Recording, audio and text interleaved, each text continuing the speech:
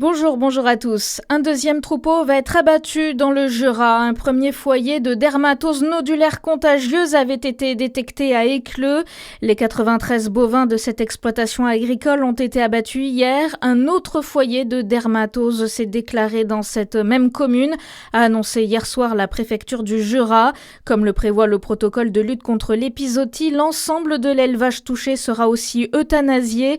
350 000 animaux autour du foyer doivent être vaccinés.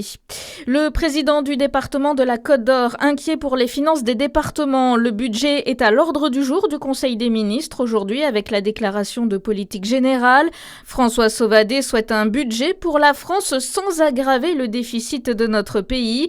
Il espère aussi que les dernières avancées obtenues pour les départements les plus fragiles, à savoir 300 millions d'euros, soient maintenues.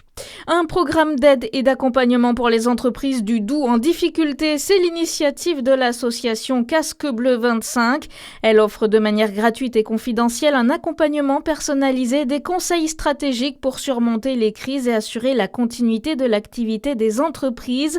Le président de l'association, Jean-Michel Crouzet, nous explique au micro de Charlie Chevasson. Le dispositif Casque Bleu, c'est deux choses fondamentales. La première, c'est des dirigeants d'entreprises bénévoles qui vont accompagner un entrepreneur dans la difficulté. Et puis la deuxième partie, c'est la santé du dirigeant en difficulté, où on a le dispositif APESA qui permet d'avoir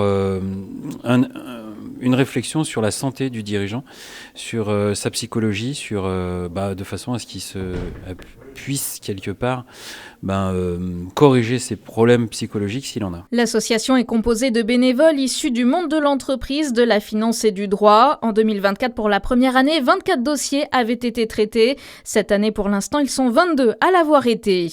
La nouvelle double voie a été ouverte hier après-midi dans le sens Paray-Jeanne-Rose en Saône-et-Loire. C'est la fin de ce chantier qui a pris près de 3 ans.